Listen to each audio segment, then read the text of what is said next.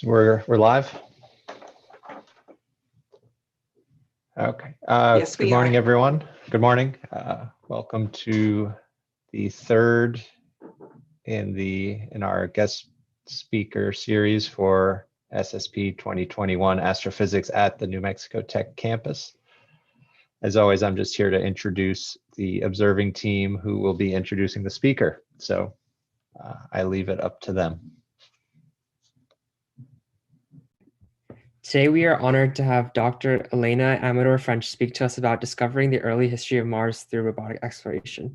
After receiving her BS in Earth and Planetary Sciences from UC Santa Cruz, she pursued a PhD at the University of Washington with the Department of Earth and Space Sciences along with astrobiology.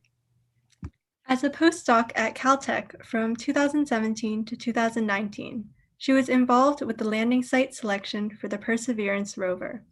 Now, she is a systems engineer and planetary scientist at NASA as part of the Curiosity rover project. Her specific field of expertise is habitability and life in the solar system. In 2012, she won the Stephen E. Dwornick Planetary Geosciences Student Paper Award from the Planetary Geology Division of the Geological Society of America. For her research in astrobiology, she won the Lewis and Clark Field Scholar Award in 2013, issued by the American Philosophical Society and the NASA Astrobiology Institute. In 2014, she also received the Career Development Award from the Lunar and Planetary Institute. Without further ado, let's welcome Dr. Elena Amador-French. Hello, good morning. Oh, that was such a nice introduction. Thank you. Reminding me of some blast from the past awards I've gotten.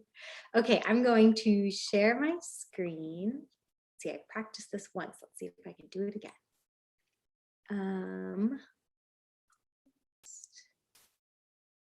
Portion of screen.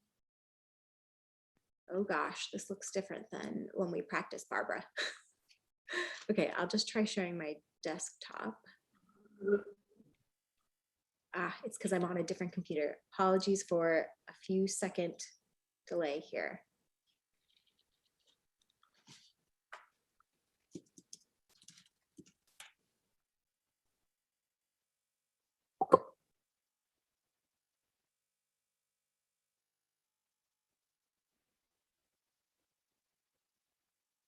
Okay, let's see if this is gonna work. Aha, share. Okay, can you see my keynote? Give me a thumbs up or a, okay. Whew. Yeah, we see everything. We see all your slides on the left-hand side. Now we're in presenter mode? Perfect. Yep, okay. That's perfect. Thank you. Thank you, everybody. All right, yes, that was a lovely introduction. And we're gonna talk this morning about exploring Mars and why that's exciting, what is special about Mars, and a little bit about how I got to be in the position that I'm in today, that it's been a very exciting journey that started when I was your age in high school and early on in my undergraduate career. So I wanna first just introduce myself a little bit more. My current role is the Science Operations Coordinator for the Curiosity rover. So that's the rover that's been on Mars for about 7 years now, exploring Gale Crater. And, you know, my degree is in planetary science and astrobiology, but true and deep to my heart is geology. So I first and foremost consider myself a planetary geologist. And I think you guys very nicely summarized my research interests, which are very broadly themed in trying to understand how geology and geological processes in Mars's history, both past and present, kind of influence the potential for the planet to have once been habitable and for us to detect that habitability. And I'll talk a little bit about this in my talk, but my tool of choice is composition and chemistry and mineralogy. You know, if you've ever been outside and gone into the mountains and picked up a rock, you'll know that that rock is made up of many different minerals put together, and each one of those minerals tells a story of a very specific condition. And so if you can take those minerals, you can piece together, kind of like a detective, what once happened to that rock and where it came from. So today's roadmap of what we're going to talk about today is, we'll start really big picture about things that excite me, science questions that excite me, and how they led me down this career that I'm on now. I'll introduce the concept of habitability in our solar system very broadly, and then we'll focus in on Mars, which is my area of expertise and why we want to study it. And again, we'll talk about what the big questions we're still trying to answer for Mars are and how we're doing it. And then we'll talk about what's next and how you might be the future of Mars exploration. I fully expect you will be. So stepping way back, this is a question that when I was even 5 years old was bugging my parents about, you know, questions about our universe, our solar system, our planet. I would see these amazing images from the Hubble Space Telescope of different nebulas and galaxies and our own solar system even. And I would ask, you know, why are these things here? Why are we here? How are we here? These are really fundamental questions, you know, thinking about our solar system, like, why is the Earth exactly where it is? And you know, if you look at this image, Earth looks very different than all of our other planets. Why is that? And how is it that we have all this water and we have life and there's plants and this thick atmosphere? So, you know, why, how are we here? And then are we alone in this enormous universe? Like, why are we so special? Are we so special? So here's a little roadmap of how I got to be where I am. I just can't seem to make my pointer work, so you'll just have to follow along. Up on the top left-hand corner, I was always incredibly curious about the Earth and the natural world around us. I grew up down here in Southern California in Pasadena, hiking in the mountains with my family, constantly asking, why are there mountains here? Where did they come from? Why is there a river? What is the river doing? How did those rocks get from over here down there? In Southern California, we have lots of earthquakes, you know, so why is this earthquake happening? What is going on? Yeah, and I was just— I'm sorry, Dr. Amador-French. We're not seeing, we're just seeing your introductory slide. Oh, you're not seeing me move? No, we're not seeing the next slide. Oh dear. So what's going on here?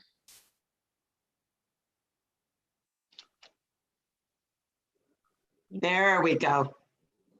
Let me try something else. I'm going to share my whole screen. So do you see my entire screen right now? My desktop? Yes. Yes. Okay, and now I'm in sharing mode. Do you see that I've changed the— Yes. Okay, thank you for somebody pointing that out, because I had moved on quite a bit here. Apologies. Okay, so now you see kind of this roadmap. Just Yes. We see the picture of you next to, Okay. There's the roadmap.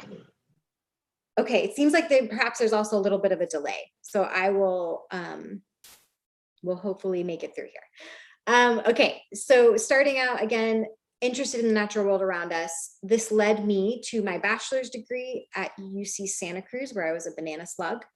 And during my time as an undergrad, I had several internships. One was at the SETI Institute with one of your board members, Dr. Janice Bishop, who really was my first mentor to help me, you know, explore Mars, literally. And I was introduced to spacecraft data. So I used the Mars Reconnaissance Orbiter data to learn about the composition of the surface. So that was my first taste of planetary science, was an undergrad. Then I went on to do my PhD at the University of Washington, where again, I used more data sets. I started using thermal infrared data as opposed to just near infrared data. And I started doing field work.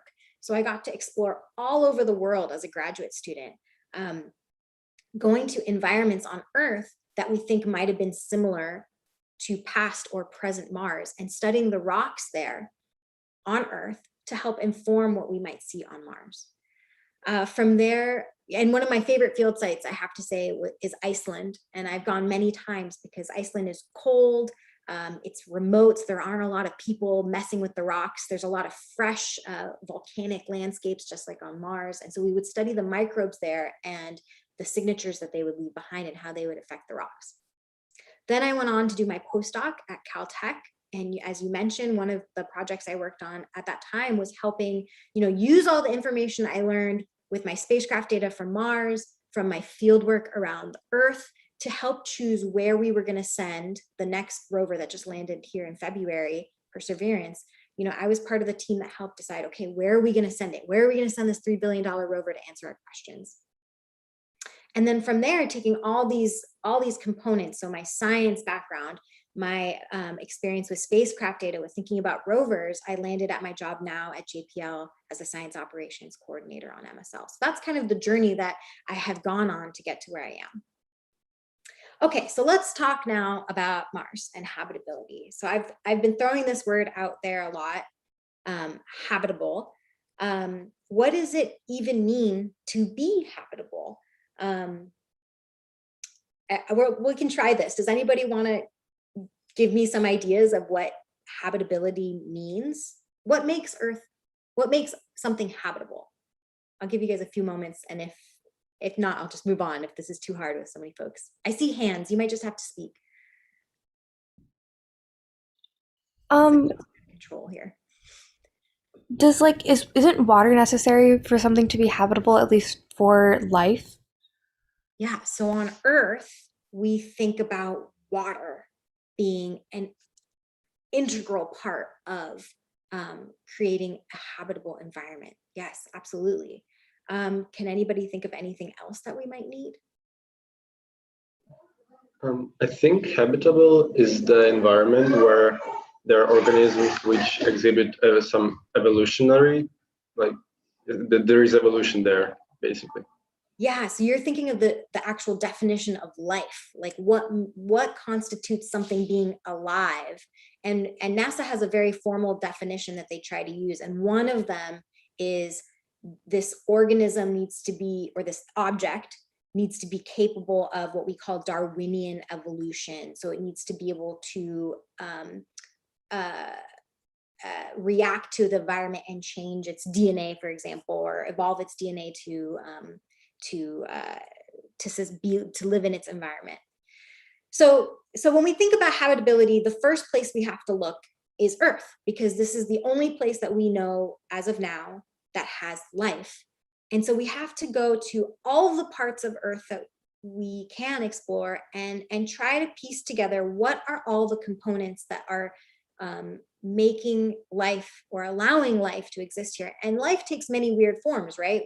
There's the obvious life forms like human beings and trees and plants, but there's also really tiny microbes that live within rocks and sands. I'm showing an image of stromatolites on the top right here in this quad of images. Or there's life that lives at the very bottom of the ocean.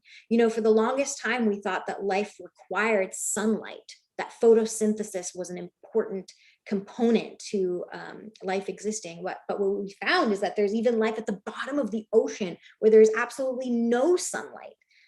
And so you can kind of start piecing together all these different components. And you mentioned one of those factors that we use to describe a habitable environment, that's water. And water is important because it's an excellent solvent. So water is able to break down molecules so that we can use them for different reactions. But we need other things too. We need energy. So we humans eat carbohydrates, and we break down those carbohydrates to form ATP, adenosine triphosphate. Somebody else probably knows this definition better than me. I'm not a chemist. But ATP is like, the engine that keeps our bodies going. Plants use photosynthesis. So we need some sort of energy source. we also need these fundamental elements. We call them CHNOPs. Carbon, hydrogen, nitrogen, oxygen, phosphorus, and sulfur. These are the elements that we have found all life require to keep their metabolism going. We also need appropriate physiochemical conditions. So what I mean by that is you can't have an acidic cauldron. You can't be too acidic. You can't be too basic. You can't be too hot. You can't be too cold. You have to be in certain ranges. Although what we have found on Earth is that those ranges can be quite extreme, but there are limits to them. And so once all these factors are met, then we can start to say that we have a habitable environment. And we need this definition if we're going to go to another planet to look for life, because otherwise we won't know where to look. So this is kind of one of the first places to start, is our very own Earth. Okay, so then what now with this definition that we've kind of started describing, how do we move on in our solar system? So here we have Earth very close to the sun, and we know that planet is habitable. And in fact, there's something called the habitable zone that astronomers and planetary scientists have described. And this is the place where we know water can exist on the surface of a planet, just, based on quite literally, the distance from the sun. So how much temperature, how hot it gets there, and then also some factors about that planet. So, does it have a thick atmosphere or a thin atmosphere that might heat up the surface more or less? And so we know that Earth falls right in this habitable zone for our solar system. Mars appears to be right on the edge. And, we talked about water being one of those things that we need. Well, we know that there are also other places in our solar system. I'm showing images now of Europa and Enceladus. So these are moons of Jupiter and Saturn, where you would think so far away from the sun, it would be way too cold to have liquid water, but we have actually found that they're underneath these icy crusts. There are oceans of water that are being heated just from the kinetic energy of, orbiting around these enormous planets like Jupiter and Saturn. So really far out, there are also places that might check off these other habitable requirements, these habitability requirements that we've talked about. But Mars is one of our closest neighbors. And it's also right on the edge of this habitable zone that we've defined pretty early on in planetary science, traditional zeitgeist, I guess. So Mars is right on this edge. And so it's tantalizingly close for us to study, which is really amazing. But, here I'm showing this image of Mars. There's no water. There's no trees, obviously. There's a very thin atmosphere, but it's still interesting to study, and we'll get into why that is. So just a brief history of observing Mars.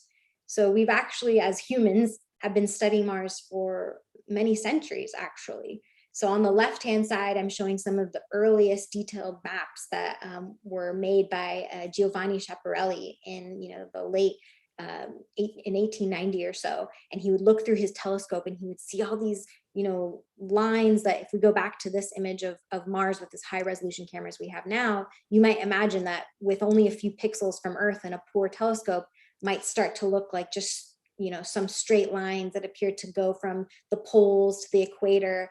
And he named the dark features as mare and canali in Italian, which were just these straight lines that he observed.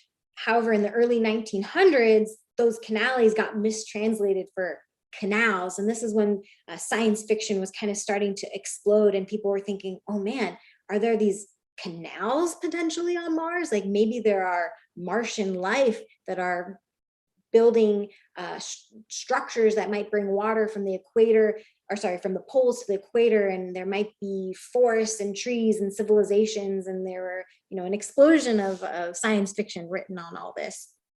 And so it was a priority of NASA to go and the USSR and other planetary science exploring nations, to try and figure out what's going on at Mars. Could there be life there?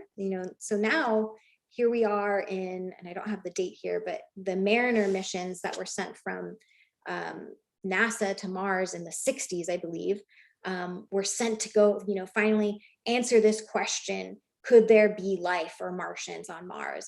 And what Mariner found in their first flyby was, no, there are no Martians. There's no water even, there are no trees. But what they found was what I call extreme geology. These are some more images on the right-hand side of what Mariner saw when it first got to Mars. And there were just these incredible patterns. So what you're seeing on the top right are features that on Earth would imply water is flowing on the surface. These enormous outflow channels is what we call them. And you can see some of these in the United States, in Eastern Washington. There are these mega outflow channels that look very similar to this on a smaller scale. You know, these are, if you look at the scale bar, these are hundreds of kilometers in length. And then on the bottom right, there are these fluvial networks. We call these dendritic patterns in geology that imply that water likely rained and then flow down the surface downhill. You might see this on a mountainside as you're driving along in your car on a road trip. So that's what Mariner found. Didn't find any biology, but it found really interesting geology that implied water, which, as we talked about, we know is one of the fundamental requirements for life. And so this is what Mariner saw as it approached. We actually have a question from Tanae, and he asks, is it possible that the conditions for life we look for on other planets or moons are incorrect?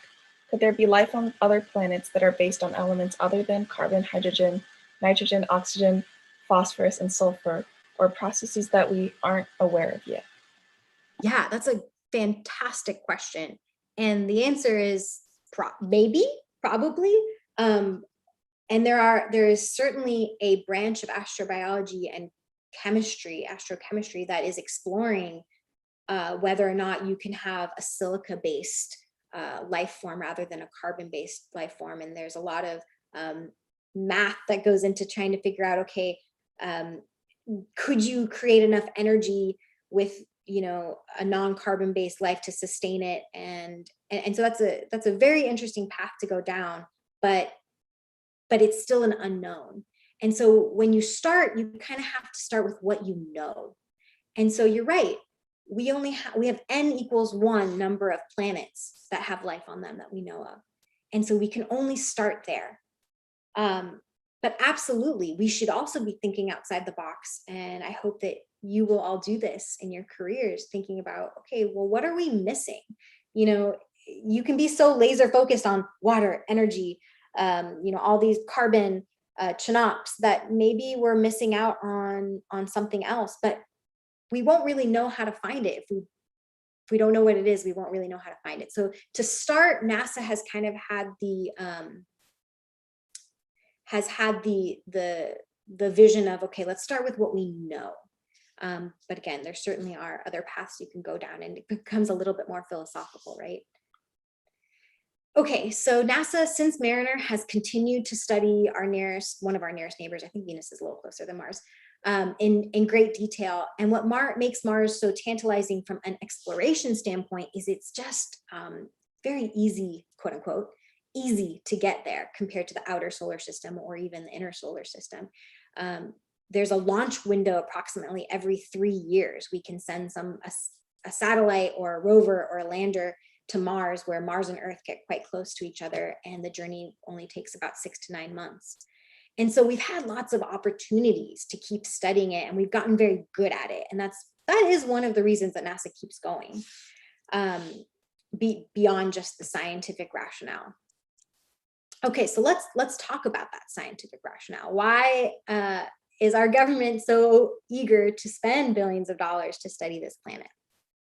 So we can come back to this question of habitability in our solar system. And I would argue that Mars is extra special compared to, let's say, Venus or some of these other asteroids or planets in the outer solar system, moons in the outer solar systems that might have liquid water. So what I'm showing here is a timeline going from left to right. Left is the past, right is the present. The top bar that says Hadean, Archean, Proterozoic, that's the Earth's timeline. And you'll notice these are GA is billions of years ago. So we're starting from 4.5 billion years. That's when the solar system, approximately solar system and the Earth and Mars all formed, to present day. And I've shown that with a man walking on the surface. And so what we know from the rock record on Earth is that humans have only existed on Earth for this tiny, teeny, tiny sliver of time. I've designated, dinosaurs were in the Phanerozoic about 250 million years ago or so. And you have this enormous rock record before that. And the earliest agreed upon evidence for life on Earth is about 3.8 billion years ago. But these are teeny tiny whiffs of potential microbes that might exist. The frustrating thing with the Earth's rock record is we've got all these pesky things. We've got tectonics, we've got volcanoes, we've got weather that erodes our rocks. So you can think about tectonic plates subducting, so you have a rock record. So let's say you have evidence for life 3.5 billion years ago, but then that rock got subducted underneath another tectonic plate, and there was a volcano that erupted and covered it, and then there was rain that eroded all the rocks away, and you're just constantly erasing the surface of the Earth. And so we only have a few tiny places on Earth where we can really see rocks that are that old. Australia, Africa, South Africa. There's some places in Canada that have these extremely old rocks that have been preserved.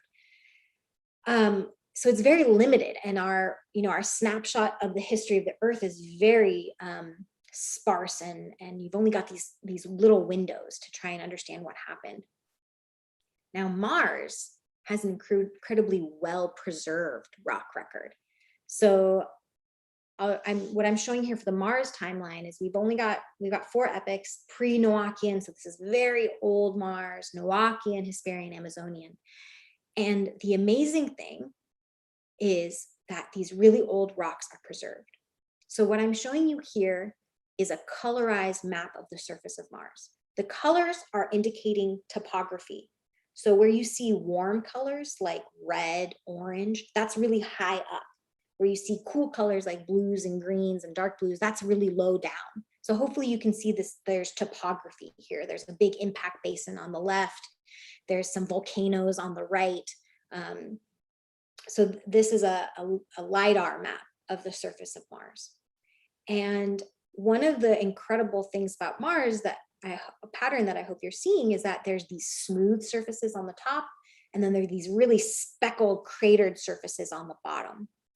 And we can use the fact that the surface of Mars is very, very, very cratered to tell us the age. And the way we do this is something called crater counting. So you can imagine that as Mars has existed as a planet in our solar system over time, it's been hit by asteroids and meteors just over time, bombarded since 4.5 billion years ago. On Earth, as we talked about, the surface keeps getting resurfaced. So the Earth has in principle been hit just as many times as Mars, but we just keep erasing that history, so we can't see it. The moon of Earth has also been hit many, many times at probably the same frequency as Earth and Mars and other planets in our solar system. And so there's this principle that we use, which is we've taken rocks from the surface of the moon and we've brought them back home and we've radiometrically dated them. And we've taken them from different places on the moon, some places with lots of craters and some places with a few craters. And so now we have a comparison of, okay, if you have a few craters with this number of statistics of craters, then your surface is probably 1 billion years old. If you have another surface that has way more craters of these sizes, higher density, your surface is probably 4 billion years old. And so this is how we are able from Earth to look at Mars and say, okay, we know we have a lot of really old rocks. And so what you'll see in this image is that there's a lot of really cratered terrain on Mars, and it's probably really old. And so we're able to stick it on this timeline. And so I've highlighted in green some of the rocks that we have preserved on Mars that are these 3.5 billion year old rocks. And 3.5 or so billion years ago, that's when life was forming on Earth. And we only have a few of those rocks on Earth. But on Mars, we have a bunch of those rocks of that same age. And so that's super cool. So those rocks now can help us answer a bunch of questions. Big picture questions about just like, how does a planet form and evolve over time? And then even more focused questions like, could there be life on those rocks on Mars? If there was life on the rocks on Earth at that time, could there be life on those rocks on Mars at that time?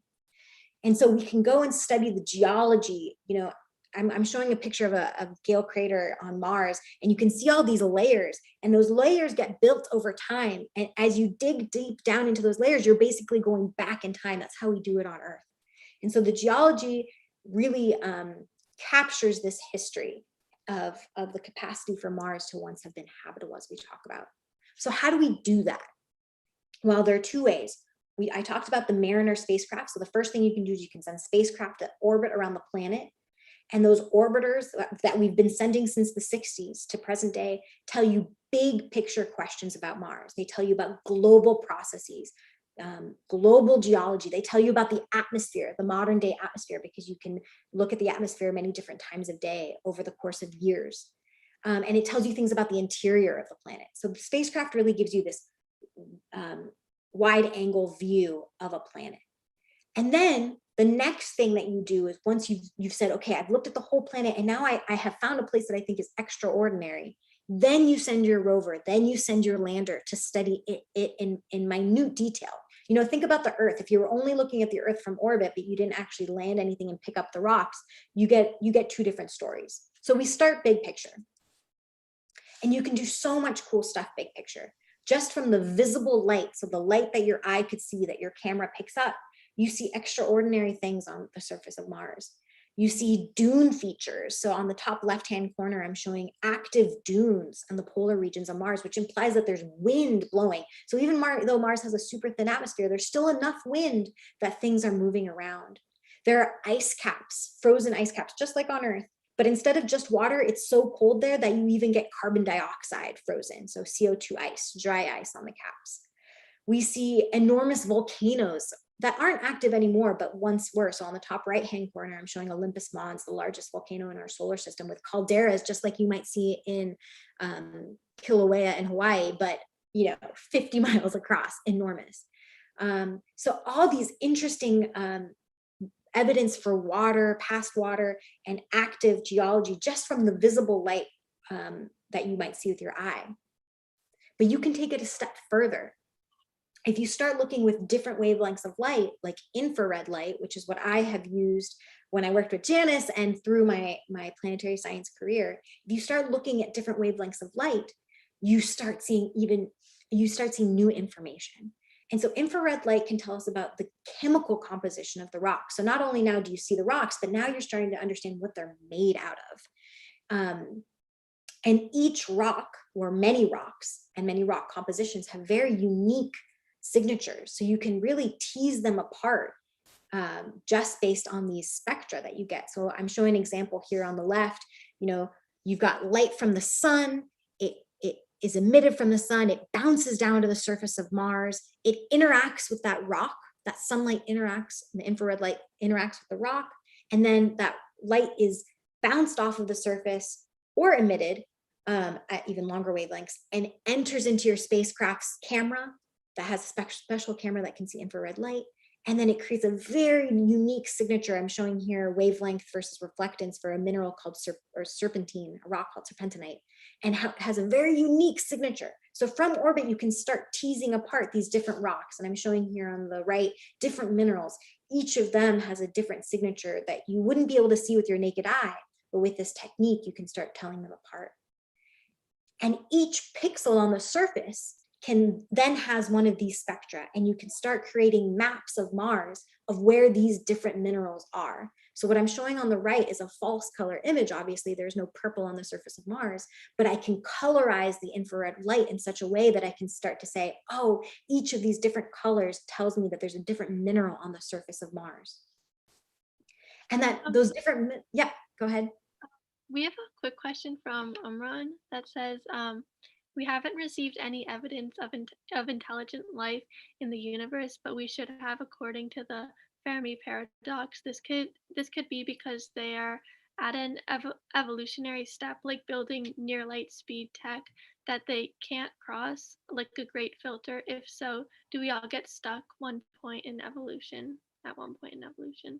Oh man, that's a big question. I'm not super familiar with the Fermi paradox. I think it's something like other life is so evolved that they don't want to contact us, or something maybe like that. Or I'm not super familiar, so I don't want to speak on that. But you're right. There, we don't know how human or intelligent life evolves and where we go from where we are. We can only speculate.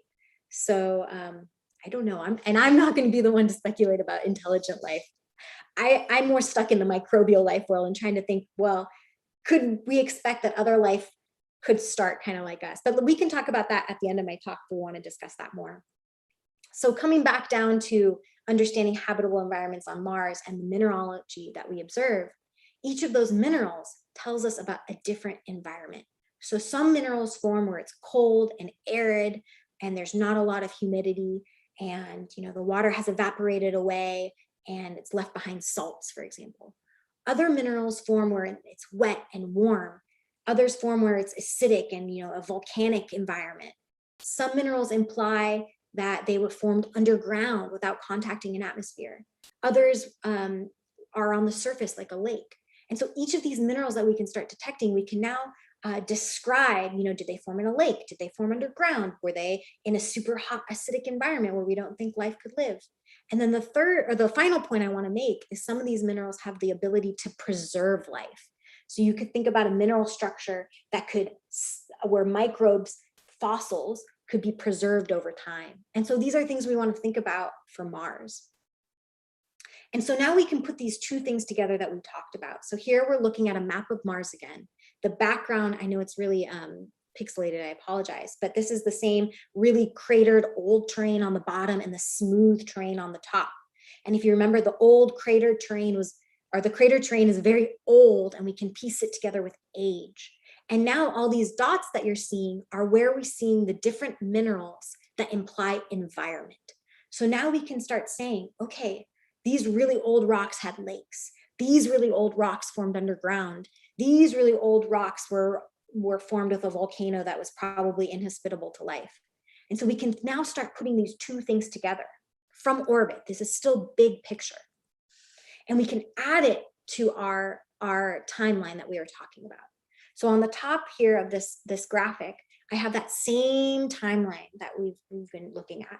On the bottom, I've put kind of just cartoony indicators for the environments that the minerals are implying. So early on in Mars history, we had volcanoes, we had water, we had wind, and we have minerals that imply that if there was life, there are minerals that could have trapped that life, and there are rocks that could have trapped that life. But then as time went on, the next step in my cartoony graphic shows that, there's still volcanoes, but now there's a little bit less water. And there's still wind, but now there's a little bit less biosignature preservation.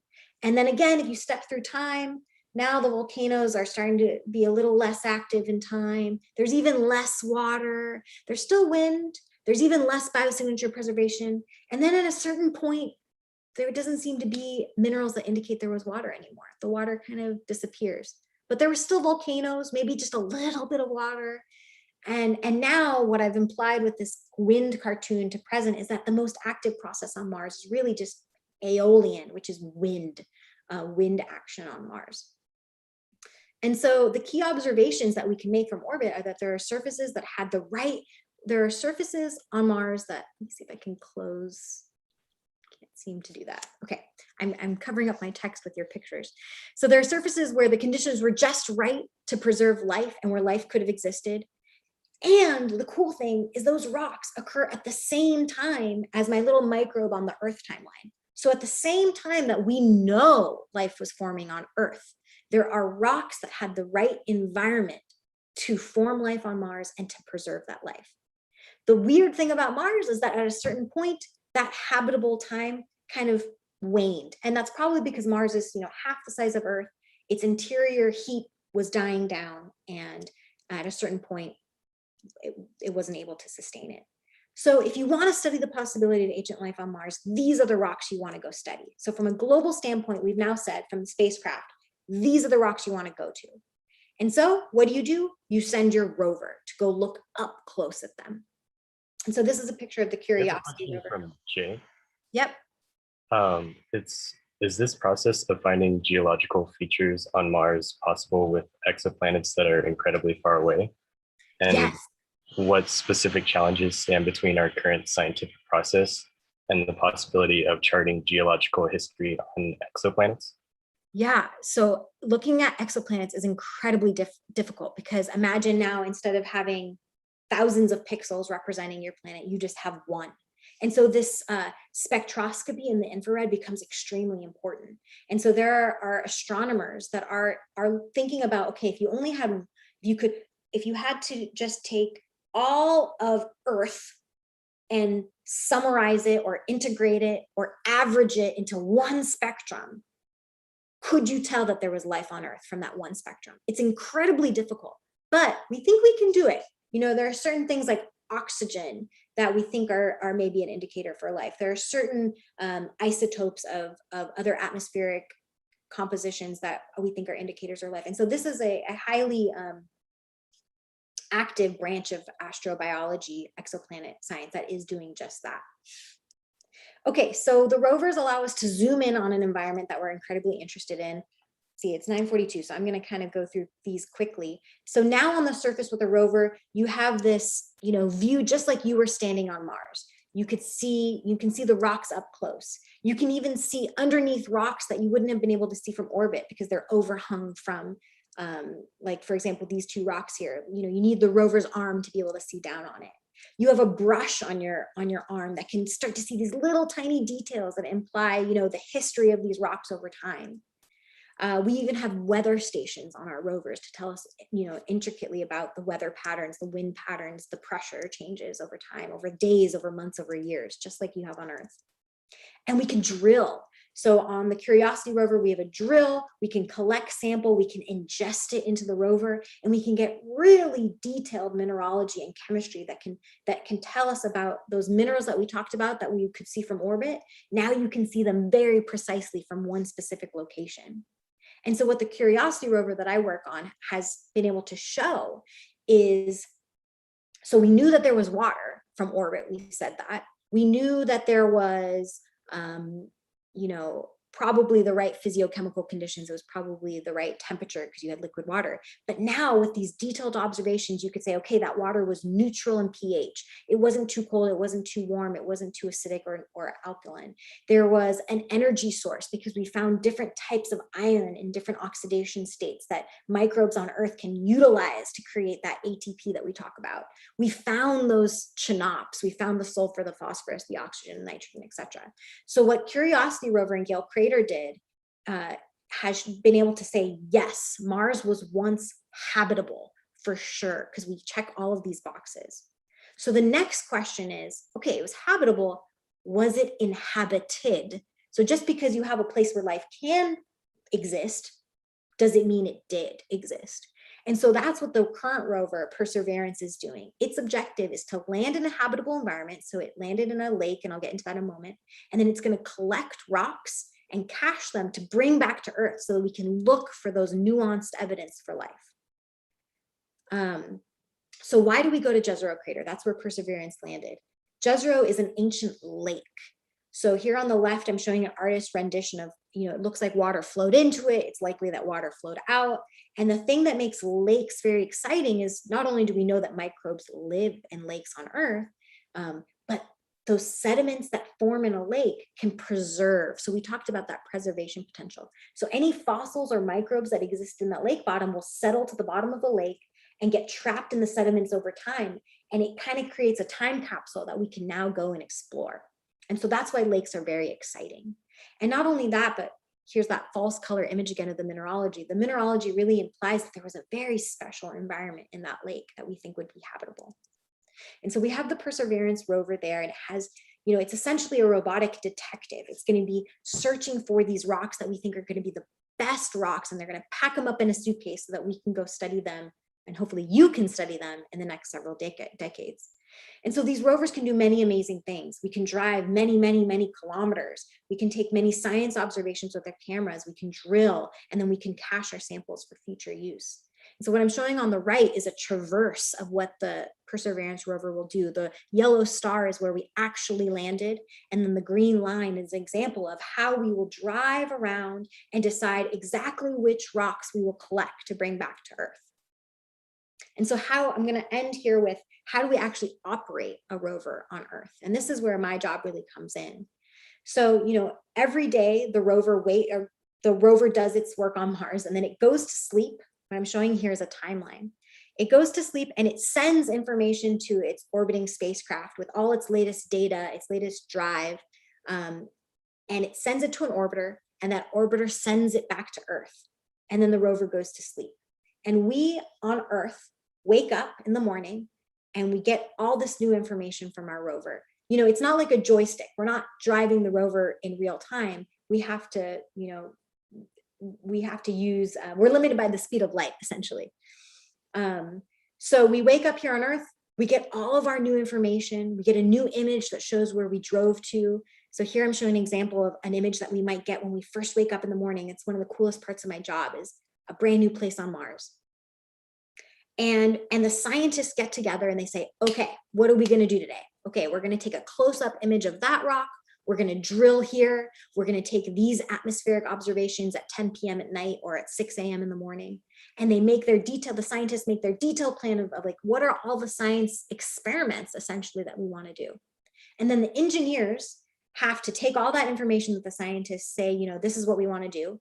And the engineers write up code and sequence it, and they figure out, okay, how do I make the rover's arm do this? How do I turn the rover's head like this? How do I take those images? And they write the code, and we do this all within 8 hours here on Earth, and then we uplink it back to the rover at nighttime here on Earth, just in time for the rover to wake up, receive that signal, and then do all the instructions that we gave it.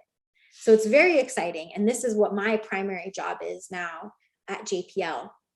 Is that there are these scientists all over the world that wake up in the morning to make these observations. There are the team of engineers at JPL that sequence it, and I'm right in the middle, and I'm the person who can speak both languages. And I can say to the scientists, these are the constraints that the engineers have. I can say to the engineers, this is why the scientists really need to go to that rock. And I can help bridge that dialogue between the two, and it's super exciting. Okay, so what will Perseverance results mean for astrobiology? So Perseverance has gone to this place that the scientists think is the best place that was once habitable, this lake. It has the best chances for preserving life. So if there was life there, we think it would be in these lake sediments. And it will bring these, and then we'll bring these samples back to Earth eventually. And we can talk about that in the question period if you'd like. And hopefully scientists like you will study them for the nuanced evidence for life. And so, it's kind of binary. We either will find life there or we won't. And I think either answer is extraordinary. If we find life in these rocks that by all means should have been habitable on Mars, that's amazing. If we don't, that's also incredible. And it puts into context our existence in the solar system. Okay, so what have we learned here today about early history of Mars? We learned that Mars as a planet has some of the oldest rocks in the solar system, which is incredibly interesting. And it's a rare glimpse because Earth doesn't have them. These rocks indicate that there was lots of water and there were conditions that would have been conducive to life as we know it on Earth, as we've been talking about. So, life as we know it. And wow, there was once another planet in our solar system that might have looked like Earth. And so now the question really is, was the life there? And I hope that's a question that you all will be able to answer one day. And so I leave you with this thought that you alluded to in one of your questions, which is that as of July 1st of this year, there are 4,783 exoplanets that we've discovered, just that we've discovered. So if we know that there's life on Earth and we know that Mars was once habitable, we don't yet know if it was inhabited, but we know it was habitable. What does it mean for all these other exoplanets that we've detected so far? And I leave that as food for thought. And I will take any questions that you have. And I've left my email address here. And please email me with any questions if they come to mind in the future. So I'll leave you there. We have a couple of related questions that have to do with the processes of studying life on Mars. So first, Katrina asks, What ethical guidelines are there in event that scientists do find life on other planets? How exactly do scientists want to study life? Through just observations or experiments or other methods? Also, do you know of any life on Earth that could potentially survive on Mars? Okay, it cut out in the middle of your first question. I heard, is it ethical? And I think maybe you could repeat the very beginning of that question. So Katrina asks, what ethical guidelines are there in place for studying life in the event that scientists do find life on other planets? And how exactly do they want to study life, through observations or experiments or etc.? And if you know of any life on Earth that could potentially survive on Mars. Okay, so starting with the ethical guidelines, NASA really has, and the international community has tried to kind of put together these questions of, we call it planetary protection. It's both thinking about how do we protect Mars and not influence it? Like, can you imagine, we have microbes all over us. We try our best to clean our spacecraft before we send them out of Earth, but even the cleanest clean room on Earth still has microbes, these things called tardigrades that we know can exist in extreme radiation, for example. And so we know we're sending that to Mars. And so we want to be very careful, because if you're looking for evidence of life, the last thing you want to do is just find the life that hitched a ride on your spacecraft. And so we do spend a lot of time thinking about planetary protection and we don't want to create a habitat on Mars. So one thing is we have these things called special regions where there's water ice, for example, and we don't want our rovers or our spacecraft to get anywhere close to that. Because imagine if your spacecraft crashed and then it released heat, and then that water ice created a little puddle, but then you also had microbes on your spacecraft, and maybe you create a little petri dish, and now you've seeded Mars with Earth life. The other philosophical, ethical question is, people talk about terraforming Mars, which literally means, can we pump Mars full of oxygen, for example, and have trees grow and put oceans and make Mars habitable for humans? And it really is an ethical, philosophical question. And I think it was Carl Sagan who said, leave Mars for the Martians. Maybe we just treat Mars like we treat national parks here on Earth, and we don't disturb it. We study it, but we don't disturb it. And I kind of fall into that philosophy, that I think we should study these things, but we should do our best to preserve them as they are, as we would in national park. Let's see, the other question, one was about, are there any microbes or life on Earth that we think could exist on Mars? I think yes, absolutely. I think if we created the right environment I talked about these microbes called tardigrades, or I'm sure there are other microbes. I'm not a biologist. I said I was more on the geology side. There are microbes that we know could exist if there was access to liquid water today. The thing is that with Mars today, the liquid water isn't there on the surface. It might be in the subsurface where it's warmer. Think about stacked rocks creating pressure, might heat up any ice that's there and create liquid water habitats. But it's unlikely that anything could exist on the surface today. Okay, I think that answered them. We have another question from Tanae that says, when we take rock samples from other celestial bodies, what precautionary steps are taken to make sure that any potentially harmful life forms don't get released on Earth? Yeah, absolutely. That's, again, this planet. I talked about the planetary protection part of protecting Mars, but there's also the planetary protection part of protecting Earth. And I find this to be a very interesting question as well. So what we will do when we collect those samples from Perseverance, there's going to be multiple steps. So they're taking these little tubes. Actually, it's kind of like a pen. I don't know if you can see my pen, but essentially this pen size sample will have rock in it. So it's already enclosed inside the pen, essentially the capsule. Then there will be a spacecraft that collects that and gets ejected out into orbit around Mars. And then there's going to be another orbiter around Mars that's going to collect that, tube. And then that will come back to Earth. So now it's got multiple levels of protection of where the rocks that might have the microbes might be. And then when it comes back to Earth, it will be, CDC level quarantine for those rocks. And we did this for the Apollo astronauts, even when they came home from the moon, because we didn't know, when we sent the astronauts to the moon in the late 60s, early 70s, we didn't know if there were going to be microbes on the moon. And so you can see the early images of the astronauts when they come back, they're in quarantine in these little buses. And so we'll do the same for these rocks from Mars. We'll be very careful with them, because the last thing we want to do is release something to Earth. And, the other thing is, NASA is just one entity. We're one country. We don't want to make a decision that will impact all the rest of humanity that doesn't necessarily have a voice, right? Think about indigenous communities in South America might not want us to go back to Mars to bring microbes here, etc. So there is a lot of, ethics and philosophy that goes into this as well. We have a question from Antara, and she asks, is the creation of life as simple as a chemical process or reaction? Are there any other factors that we know of for how life arises on a planet? Yeah, this is the $1 billion question. We don't really know how you go from abiotic geochemical process to biotic. Something happens. We have a few guesses of where we think life formed on Earth. We think it formed in those hydrothermal vents that I talked about, because there are, when we think about how a cell works, how we know a microbial cell works, there's kind of like an engine that's running. And there are some geologic processes that mimic that are not biological. It's abiotic.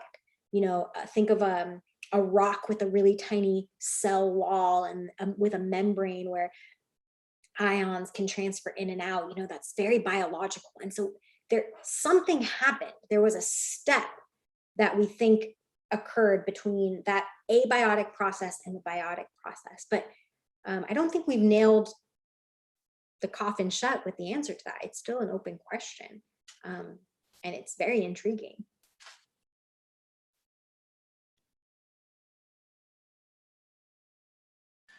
We have another question from Ron, who asks, Curiosity detected methane emissions near the Gale Crater. Is there a geological process that could explain this methane emission, or is it evidence for life? How have we explored this methane conundrum? That's a great question. I love that question. Okay, so methane on Earth, the number one source that we think of is biological. Think cow farts. Cows release a lot of methane. So on Earth, methane tends to be a very biological signature. However, there are absolutely geologic abiotic mechanisms for forming methane. I actually did a lot of work on this in my PhD. There's a process called serpentinization. There's a process in which deep mantle rocks, so rocks underneath the surface of Mars or Earth, interact with water, and that water interaction can create hydrogen, which then can interact with carbon dioxide and can release methane. Totally abiotic.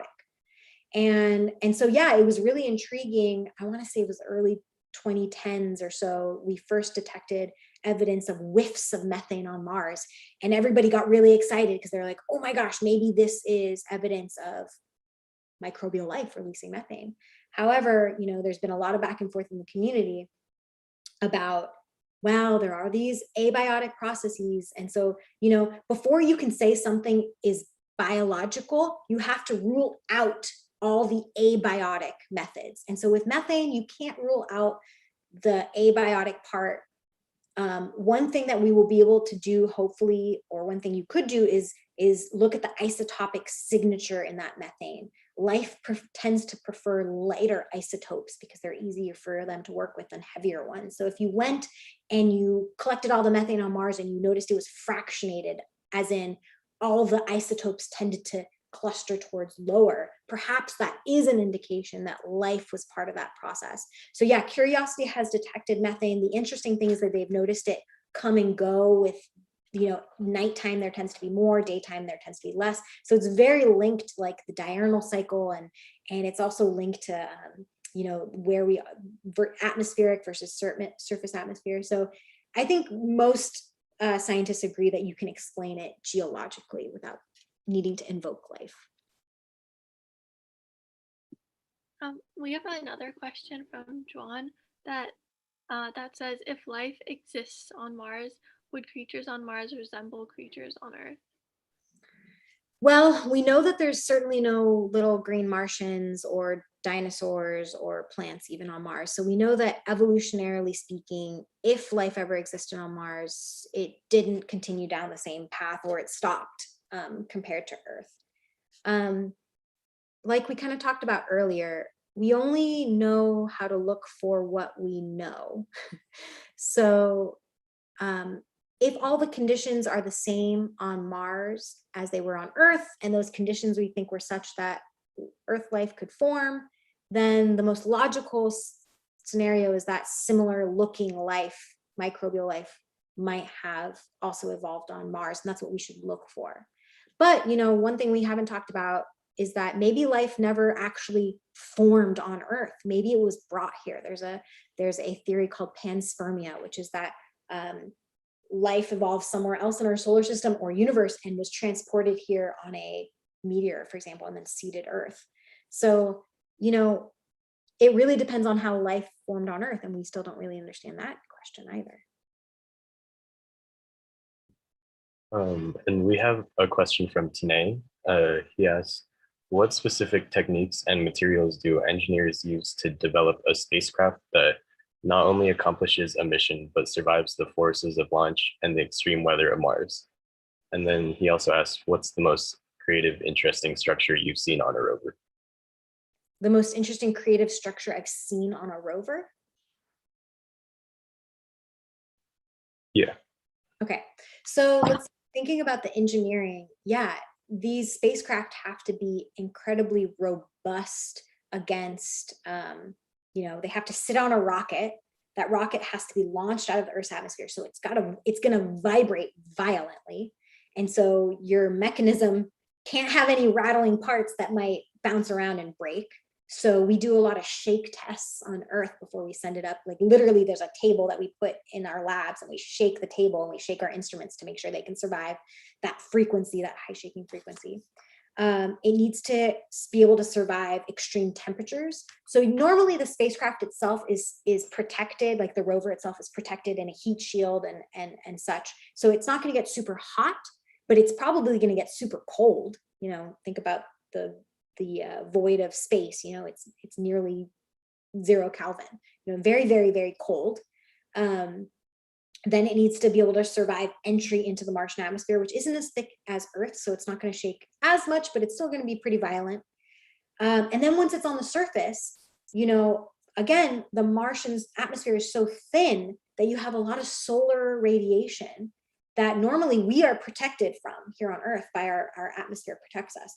But on Mars, the surface is constantly bombarded by solar radiation and even cosmic radiation that can just fry your electronics. And we've had some issues with that in the past with both Curiosity and perhaps even the Perseverance, where a cosmic ray hits your sensor and can, you know, completely mess up an image or maybe fry your computer. And so we have redundant computers. We have 2 brains on our spacecraft, just in case one fails, you still have another one. You have to have a lot of redundancy on your rovers, because if anything fails, you can't just send a mechanic up there to fix it. It's got to be able to be fixed just through software updates. You know, just like you get your software updates on your phone, we send software updates to our rover all the time.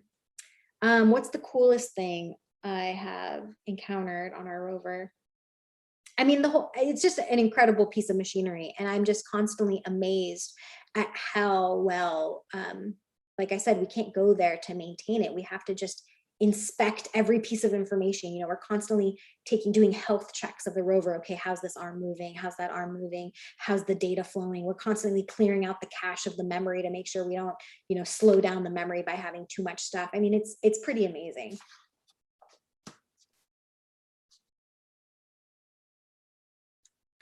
We have another question from Jay, and he asks, if we do manage to find life on another planet, whether it's in our solar system or further, what steps do we take from there? Are we trying to find out if it's intelligent? Do we take a sample? Do we try to travel there? Oh man, I'd love to hear your answers on this. I think NASA at this point, I mean, now it's putting on my NASA hat, we're just trying to know if it exists at this point. We just want to understand it and understand, you know, I think in the amazing case that we find microbes on Mars, they'll likely be fossilized. They probably won't be living. I think we'll just study the heck out of them to try and understand what are the similarities and what are the differences to the life on Earth.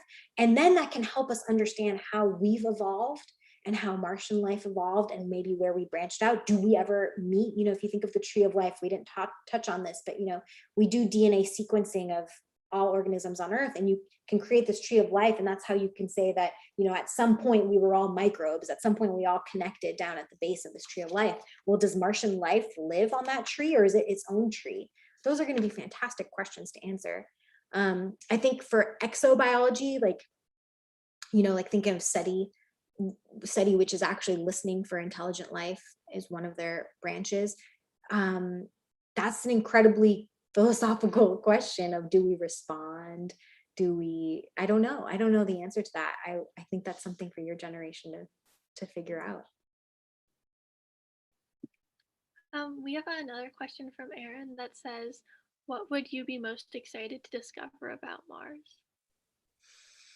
I know I alluded to this, but of course, if we discover microbes, we always talk about, if we find the dinosaur bone on Mars, we're probably not going to find dinosaur bones. But if we find fossilized microbes, of course, that's just a game changer, because suddenly, instead of our only one planet ever having life that we know of, now you've got two. And if you've got two, then you probably have three. And if you've got three, you probably have thousands, right? That'll be an incredible discovery for humanity. And for back to that big picture question of, why are we here? Are we alone? That's huge. I also think it'll be incredibly interesting if we find no evidence for life. I know these are like, we're going to find one or the other, but I think that's going to be also super interesting. Imagine we go to this place that by all means should have been habitable, and we don't find life. Well, that's cool. Maybe that means that life on Earth is super rare and super special. And that's also, either life is going to be very rare in the solar system, or it's going to be very prevalent. And both of those are really cool answers.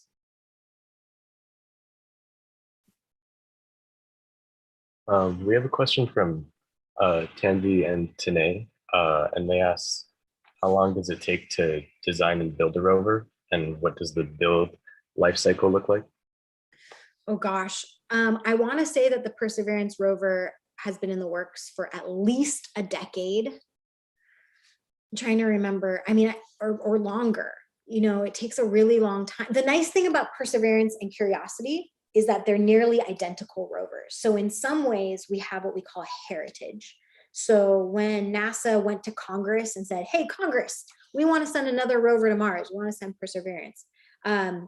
Please give us money to do this. One of the justifications to Congress was not only the science reason that we have to go, but they're like, hey, and we can do it cheap because we've already done this recently. We have a rover that we can basically mimic.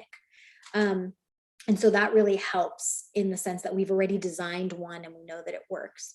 So I'd say it's on the order of a decade to do the, from conception. The first thing you have to do is decide your science questions. That's number one, because you're not going to get Congress to spend $2.5 billion unless there's a really good reason to do it. So number one, you have to have your science rationale, and that can take a while to have the scientific community come to agreement on exactly what your objectives and your goals are.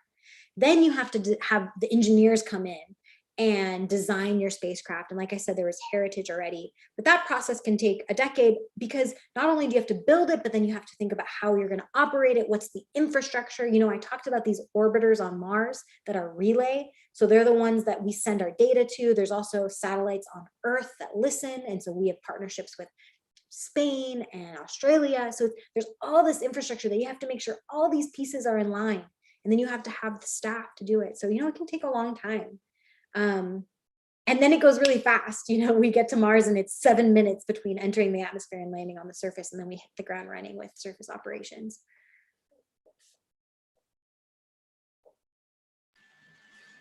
So this is my own question, but why are we looking for life outside of Earth in the first place? How would the discovery of life benefit our understanding of our own Earth? And wouldn't this cause extreme amounts of conflict between different professionals in the field regarding the next step that we should take? So again, you cut out at the very beginning, but I think you're asking, why are we even doing this? Like, why are we even looking for life outside of Earth? Yeah, this comes back to what I think is a very big picture philosophical question that every 5-year-old probably at some point asks, which is, why are we here? Are we special? Like I said, when we had that image of the solar system, Earth looks very different. And so the thing that makes Earth different is that we know there's life here. And I think it's just fundamental human curiosity. You know, we're always pushing the boundaries. Human curiosity takes us to this place of, well, why? Could it be somewhere else? And so I think it, you know, science and scientific inquiry is at the end of the day just a very human characteristic of curiosity and just trying to understand the world around us. And so life is one of those things around us that we want to understand. And then your question about, is there conflict in the scientific community about how to proceed? And the question is absolutely yes. So think about, you know, we've only sent 2 rovers to Mars, but then there are other, I talked about the Europa and Enceladus, these other interesting satellites of Jupiter and Saturn that are also very interesting from an astrobiological standpoint. So we can only go to a finite number of places because we only have so much money and so much resources that we can spend on this. You know, write to your congressman and ask them for more funding for space exploration. So we can only go to a limited number of places, which means the scientific community has to come together and say, okay, we only have 1 spacecraft, where are we going to go? And the Jupiter scientist is going to say, we got to go to Jupiter because XYZ. And the Mars scientist is going to say, we have to go to Mars because XYZ. And it can get very heated. And we spend a lot of time debating each other. I've been to meetings where people literally are yelling at each other, saying, no, my theory is right, blah, blah, blah. And you go through the scientific process, you know, you do experiments to prove why you think this is the best place. You write papers, it gets peer reviewed, and you go through this iterative process that every field has to try and tease apart, you know, which theories stand the test of time or stand the test of repeating experiments, etc. And then at some point we do have to come to a consensus, and we generally in the end get behind each other, and because the answers and the questions are so exciting. So okay, fine, we didn't go to Jupiter, we went to Mars, but Mars is really cool too, so I'll get behind it. So it's just human nature and communication, and you learn how to work with people. We have another question from Katrina that says, within a solar system, does where the habitable zone, is, does it ever change throughout time? And if so, what are the causes of the change? Absolutely. So I alluded to this when I had the map of the habitable zone. Let's see if I can go back to it, make this a little bit easier.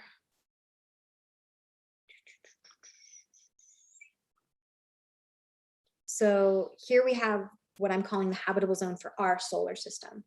And it's dependent, one of the factors that it's dependent on is temperature. And the heat is coming from the sun, right? Our star. So imagine if your star was smaller, your habitable zone might be closer in because the star is not releasing as much heat. If your star was bigger, your habitable zone might be farther out. It's also dependent on the planet itself. So this habitable zone is a very simplistic view of where you might look for life. In reality, it's far much more complicated. But yeah, over time in a solar system, as your star evolves and gets bigger, your habitable zone might get pushed out. Maybe earlier on in history, this habitable zone was closer in.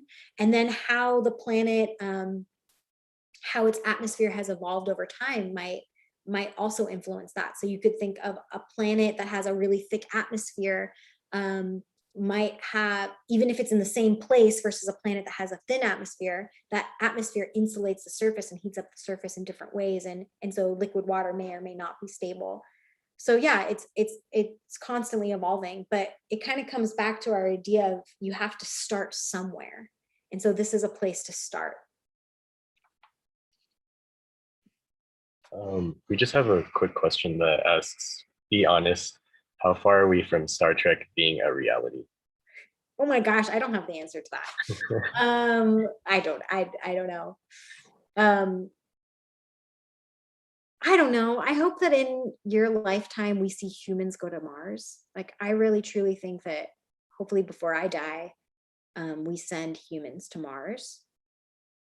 And then, you know, maybe in a few hundred years, we'll start exploring our solar system and our galaxy. I don't know. I think that's cool. And I think it's human nature to want to keep pushing the boundary and exploring. So I think that's yeah, possible.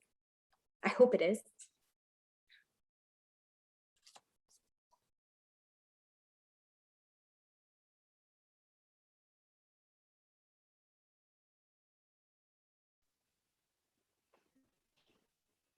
Team, do we have any additional questions?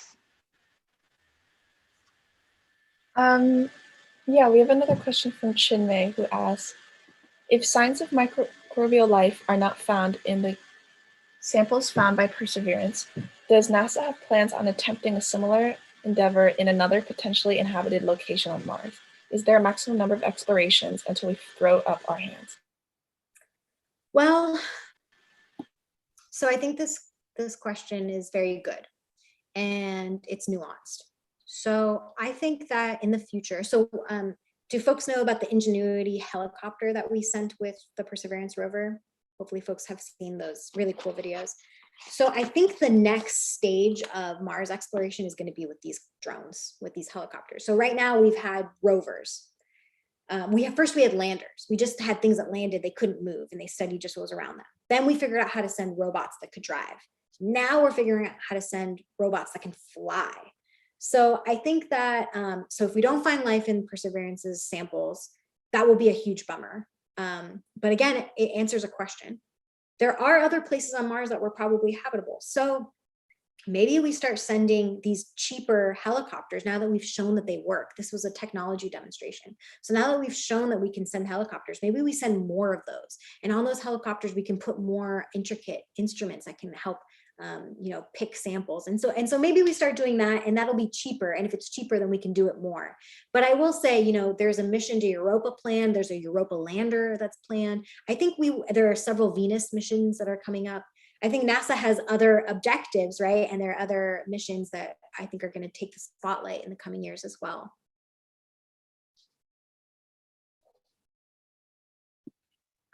We have another question from Jay that says, would it be easier to study planets like this from farther places in the universe, like in a space station or a colony on another planet? Is this doable? What would you do if you could send rovers from a station orbiting Mars rather than on Earth? So the question is, could you do more if you're,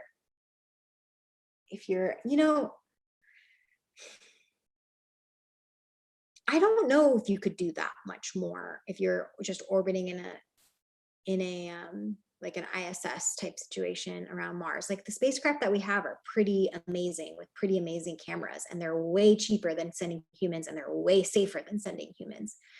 So I think if you're just trying to make like science observations, we can do a heck of a lot with robots, with the spacecraft and the rovers and the helicopters. At a certain point, humans on the surface make a big difference because they can make real-time decisions as opposed to that 8-hour back and forth, which is more in reality 24-hour back and forth that I talked about. So humans can make quicker decisions, and sometimes humans see things on the ground that you just can't capture from an image. So I think there is a lot to be said for human exploration as well. We have another question from Umran. She asked, since the atmosphere in Mars is so thin, will we ever land something heavier than the 1-ton limit for rovers? And what is the next step in tech to create more surface drag? Oof, that's an engineering question. I don't know the answer to that necessarily. The atmosphere is thinner at the poles than it is in the equator. So you can imagine that we have more drag potential when we go to things near the equator than when we go to the pole. So you can kind of send, bigger things to the equator. I don't know, bigger and bigger parachutes. That's an engineering question, sorry. But get back, if you email me that question, I can ask some friends. Jay asked, so what resources would you suggest looking at if we want to understand more about astrogeology? Ooh, let's see. I mean, there are lots of great books that I can't, name off the top of my head. Oh, I do have, Planetary there we go, Planetary Astrobiology textbook. You know, it's a fairly new field, so you're not going to find too many textbooks on astrobiology, just because it's so new. But there is one that just came out that I actually wrote a chapter on Mars. But you can go to university websites. You know, there are a handful of universities that have programs on astrobiology. UC Santa Cruz has one. University of Washington, where I got my PhD, has a program in astrobiology. Penn State, Georgia Tech. So you can go to these, Google astrobiology and see where it takes you. It's a very interesting and new field, but there are tons of professors and scientists now that are focusing on this, and there are papers and books being written on it. So start with Google or email me and I can try to send you some links. We have a quick question from Lucy that says, did you work with Mark Rober on the Curiosity rover? Mark Rober? I don't know the name, unfortunately, sorry.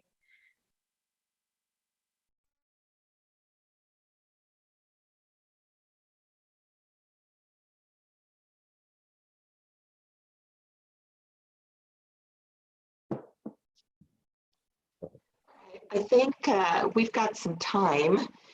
So I'd like to open the questions up to anybody from the CUB campus. If you've got a question, just unmute yourself and you can ask the question directly. I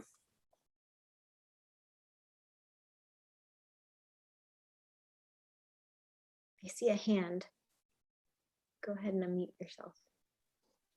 Hello, sorry. Earlier on, you mentioned that you have, I think, what is it, 8 hours of turnaround time where you get images from Mars, and then you have to code the robot to kind of run before you send it back. So I was kind of curious what processes occur. How much, like, do you run it in like a virtual environment, for instance? Like, how do you check to make sure that this works? Because if it crashes, that's like a lot of money that's gone.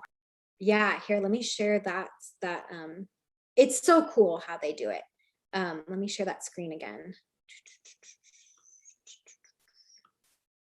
Okay, can you see that this is my primary job slide? Okay, so yeah, once we get to that point, so yeah, we get the images down, the scientists decide what we want to do. And then this is an image of my friend Carrie. She's called a rover planner.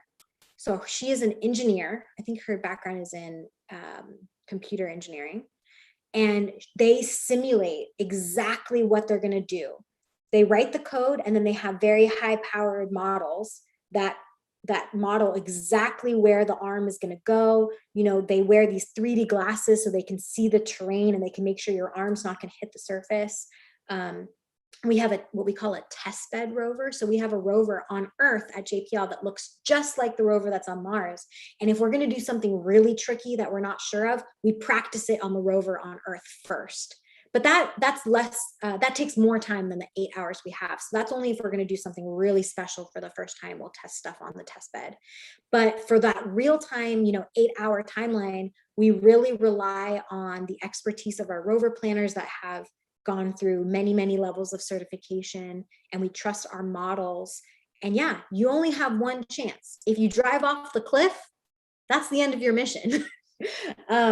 So we're very careful, and we have many layers of checking. So this process that I've just, narrowed down into one sentence of engineers code with instructions for the rover on how to do it, that's actually like 20 levels.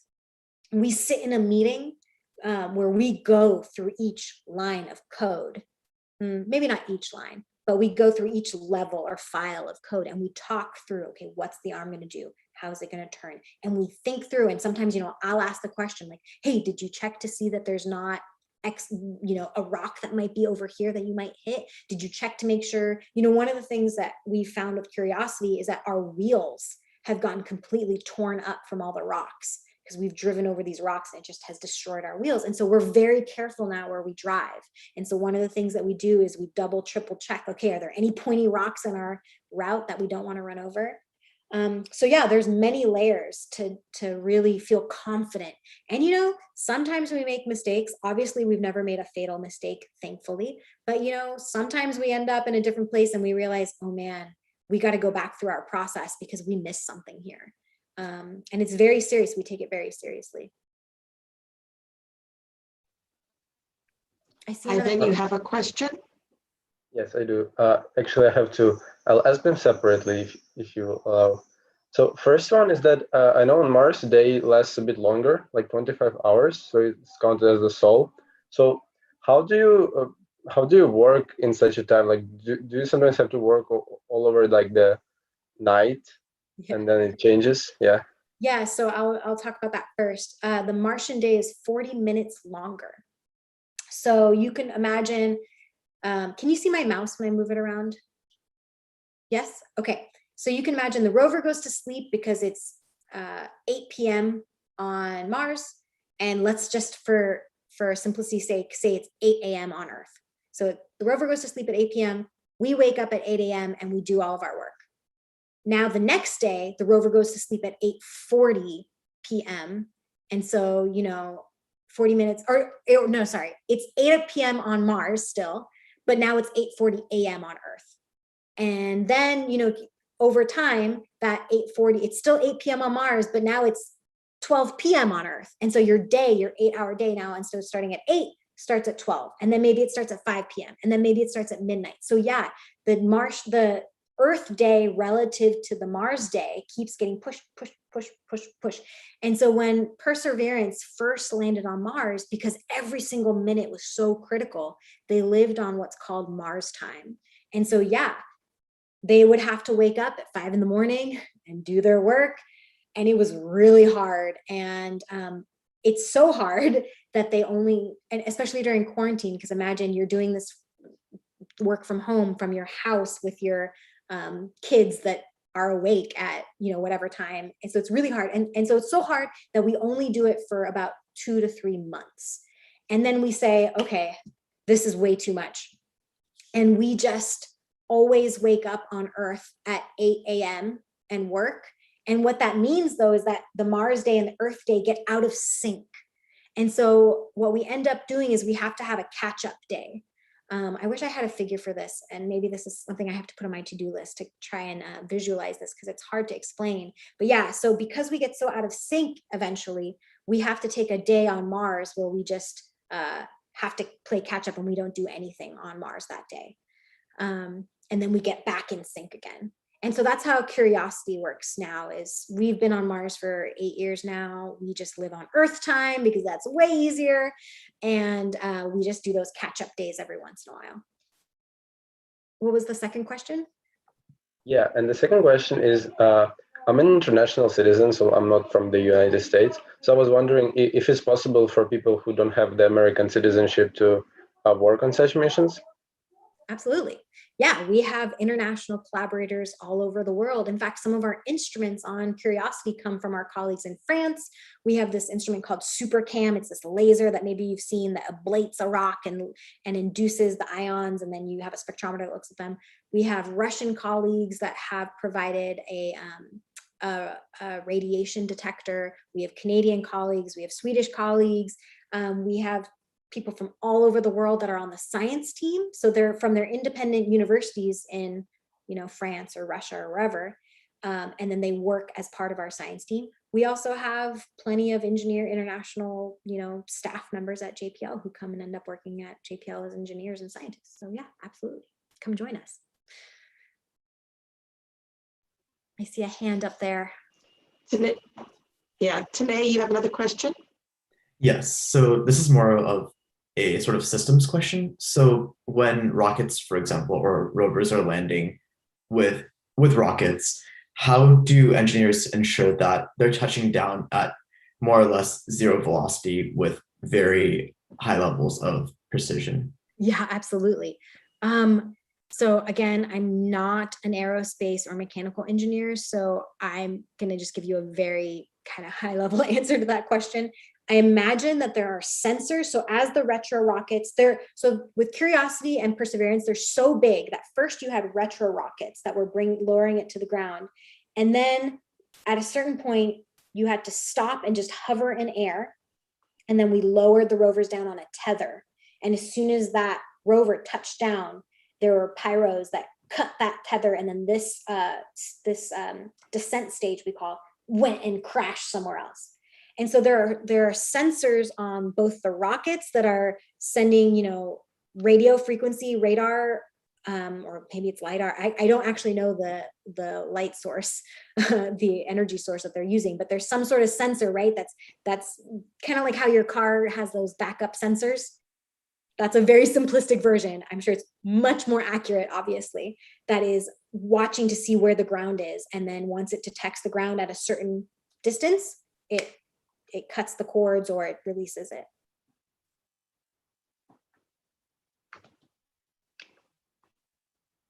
Jody, you have a question? Hi, yeah. So other than the wheels getting torn up, what were some of the biggest challenges during Curiosity's mission, and how did you ameliorate these for Perseverance? Ooh, yeah. Okay, so the wheels were a huge one, and the way that they fixed it for Perseverance is they used a different metal alloy. I'm not sure exactly what the new concoction of aluminum plus something else was that Perseverance was, but if you Google it, they have both different compositionally different wheels, and then also the structure was different. And then we also learned how to drive differently. So at the beginning of the mission with Curiosity, when we realized we were tearing up the wheels, we took a different strategy for both mechanically, like how you turn the wheels, like instead of having an axle that both wheels go at the same time, like maybe one gives a little bit less than the other to kind of limit the amount of tearing you get, because you can imagine it's like a can opener. If you get stuck on a rock, it just rips your wheel open. And then also just structurally, they changed the wheels. Some of the other things that happened with Curiosity very early on was, if you remember, I had that wind sensor that I talked about. Let's see if I have an image of that. So here's the REMS. There are these two booms that stick out of the mast that are weather sensors. And when Curiosity landed, we landed and we talked about those retro rockets. They kicked up a bunch of rocks and we broke one of the booms. And so that was very disappointing. And so for Perseverance, they also had two booms. I think the way that they dealt with that is that the booms were not deployed. So the booms were down when they landed, and then they pop up later to try and avoid having that same issue. What else? What else were some lessons learned?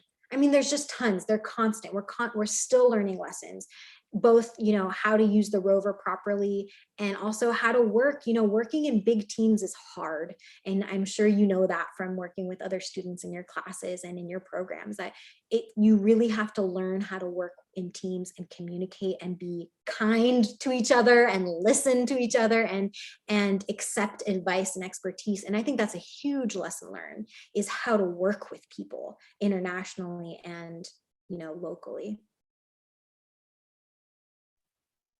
Ryan, you have a question? I do, yes. So recently there's been some talks in the robotics community about using like robot legs and using that to traverse on Mars. So I was wondering what your kind of thoughts were on this, like about efficiency and stuff. I've seen some cool robots even at JPL that they've explored with, both like ones that walk. There's even, we call, I think it's called like the spider monkey. There's one that like climbs walls. There are ones on like special wheels that can go into like caves. There's all kinds of cool stuff that you can do with robots. And I think the reason I kind of favor the helicopter drones kind of taking the lead with exploration on Mars is because then you're not limited by your terrain. You can imagine if you're walking on the surface or driving on the surface, if you come across a big valley or a gap, you can't cross that. Or if there's one thing that's really dangerous is sand. I don't know if you guys know about the Mars exploration rovers. So those were the first rovers on Mars. There was two of them. They were really tiny, Spirit and Opportunity. And one of them died because it got stuck in the sand and it couldn't move anymore. And winter came and it wasn't facing the right direction and its battery died. And so we are constantly terrified of sand when we're driving Curiosity and Perseverance. And that's something that if you had a drone, you don't have to worry about.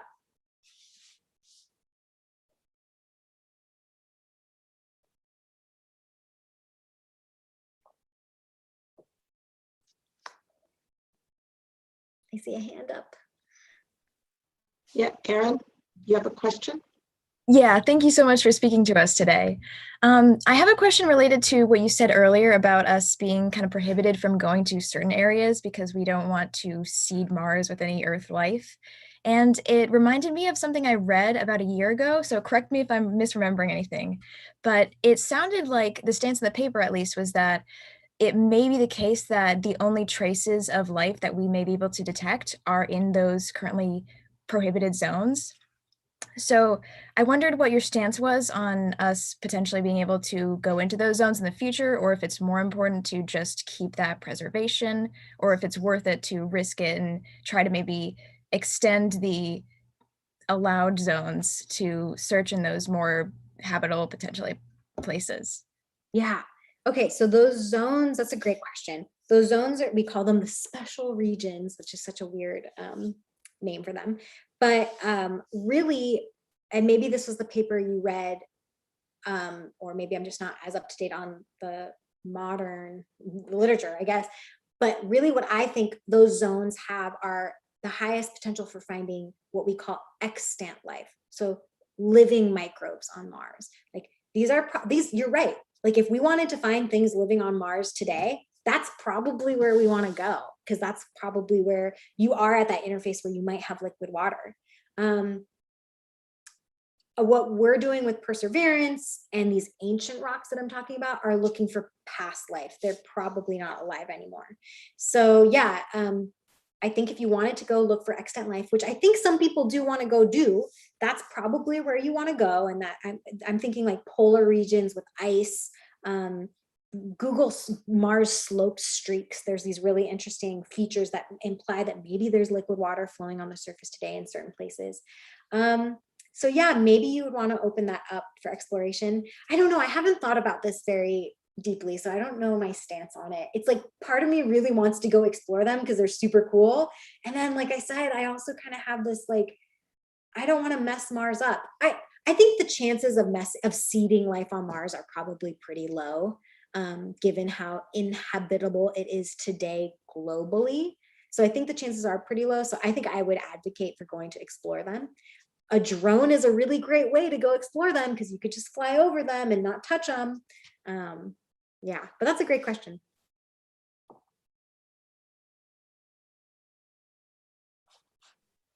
Ryan, go ahead. Sorry, I just one more question. So you talked about opportunity and spirit, and I think it was Sojourner in 1997 was the first rover Right, to touch on. Yes.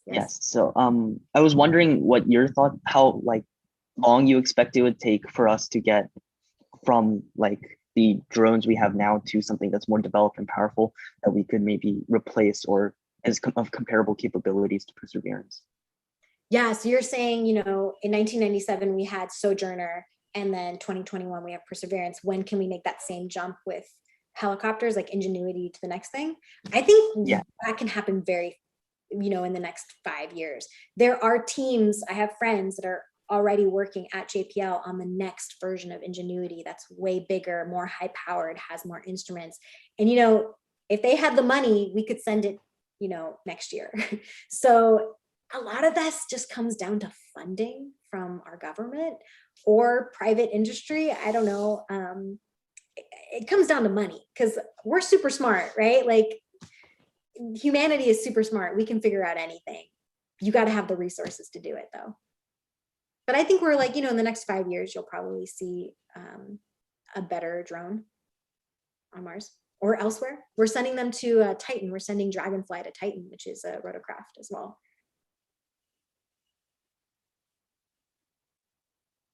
I see 2 more hands. Jake, you have a question? Yeah. What do you think is the most significant finding that your work has generated in your entire career? Whoa, that's a lot of pressure. You mean my personal work? Yeah. Yeah. So I really didn't get into this in a lot of detail, but my PhD dissertation was on this process called serpentinization. So this is a process in which a geologic process in the bottom of the ocean on Earth releases hydrogen, and microbes can eat that hydrogen, and they don't need any sunlight. And it's an exothermic process. It creates heat. Microbes love these communities. There are these ocean seafloor vents that are surviving off of this geologic process, creates a community where microbes can live. And so that wasn't my discovery. That's, a discovery in the oceanography community, actually. But what I worked on was that there are very specific minerals that only form in those environments, namely this mineral called serpentine. And not only is there one specific mineral that forms that specific environment, but there's a signature, a spectral signature in the near IR, so you can precisely pinpoint it. And so what I did for my PhD work is I took, essentially a map like this, and I looked at every single place on Mars, and I looked for serpentine. And what I found was that in these really ancient terrains, actually where my mouse is here, these green dots are one of the places where we find evidence for serpentine. And so the conclusion of my work was, and then in several other places as well, but what I was showing in my work was you had serpentinization on Earth 3.8 billion years ago that many people think are where life formed on Earth. And some people think that the serpentinizing process was part of the process that helped start life. And what I was able to show and talk about was there are similar rocks of similar age that also show evidence for serpentinization on Mars at the same time that it was happening on Earth. And so my work was really about, okay, so if you really want to go send a rover to look for evidence of past life, this is where you want to send your rover. And so I spent a lot of time arguing for actually a place right next to Jezero Crater called Northeast Syrtis that shows the evidence for these serpentinizing reactions in the rocks. And in the end, it didn't get chosen. And I think the reason it didn't get chosen is this preservation thing I was coming at with you. So wait, let me show this map of the lake. So here's Jezero Crater. Just right here is where I was arguing you should go. I was like, you should go here because there's evidence of serpentinization here. And on Earth, there was serpentinization 3.8 billion years ago, and life started in those environments. And there was life, and there was serpentinization here on Mars 3.8 billion years ago. Like, let's go there. But the problem that people had with that is like, okay, great. So maybe life formed there and life existed, but there was no way to preserve that life. So now 3.5 billion years have passed. Maybe you've eroded away. Maybe you've covered it up. You're not going to find it.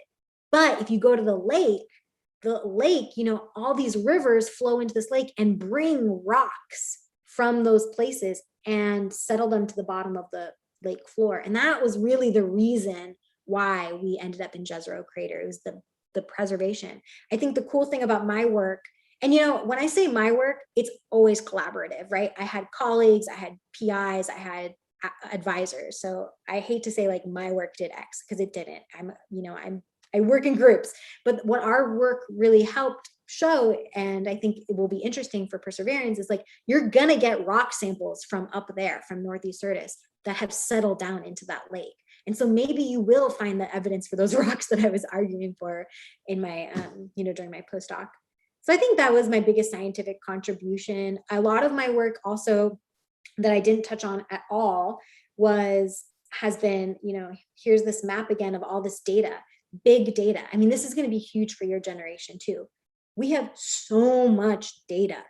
How you can't look at every, a million images. You don't have enough time. So creating machine learning and automatic data algorithms was a big part of my PhD and postdoc work to like, okay, how do we go through all these images really quickly and find that signature that you're looking for? Because otherwise I don't have enough time by eye to look at every single one.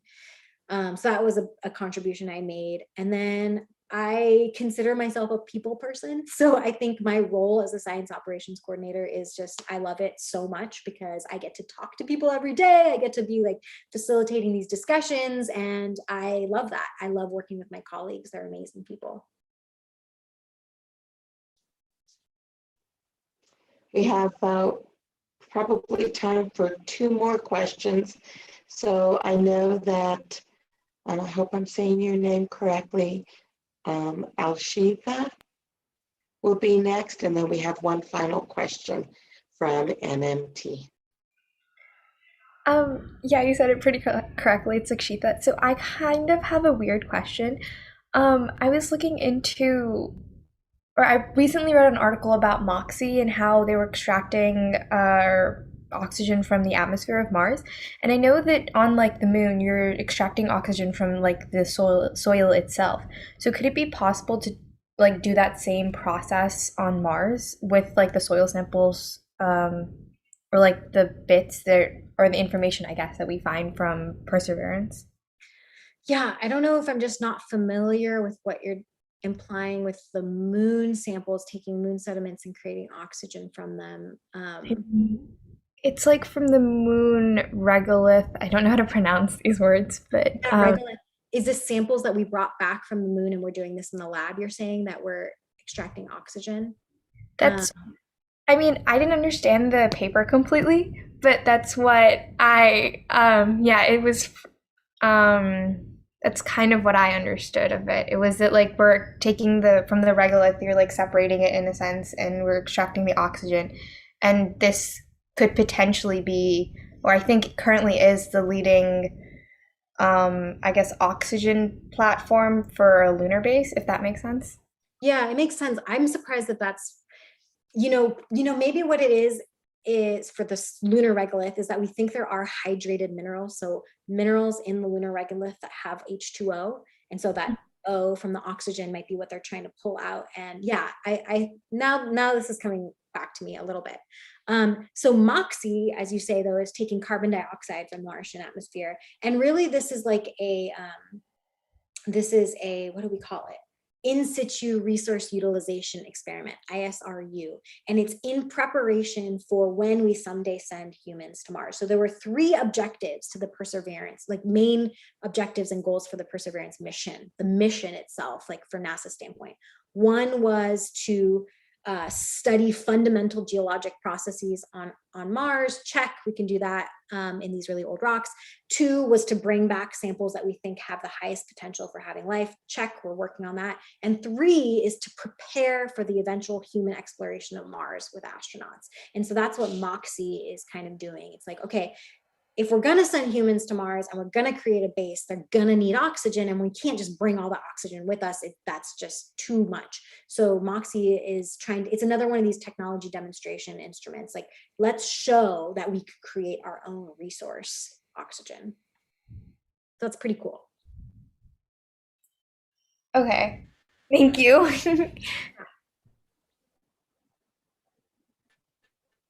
We have another question from Katrina and Lucy from NMT, and they ask, what places on Earth other than Iceland are used to simulate the environment on other planets? Oh, there's so many great places. There's no any one true place that really will simulate Mars, but like I said, I've spent a lot of time in Iceland. I have friends that go to Antarctica. There are these places called the dry valleys. So I know we think of Antarctica as being very, very cold, but deserts just there. It's a desert because it's very dry. So not only is it cold, but it's dry. And so these places called the Antarctic dry valleys, where we can study how does water freeze and thaw and flow over time. Are there microbes that live there? So that's a really cool analog environment. We go to the high Arctic in Canada often to also study how ice interacts with geology and where life could live there. I've gone to the Rio Tinto in Spain, which is this very acidic mine drainage, actually. But there are microbes that live off of these really acidic minerals that are there. And so we think maybe those minerals might have existed and similar settings might have existed on Mars. What are some other really cool places that I'm not thinking of right now?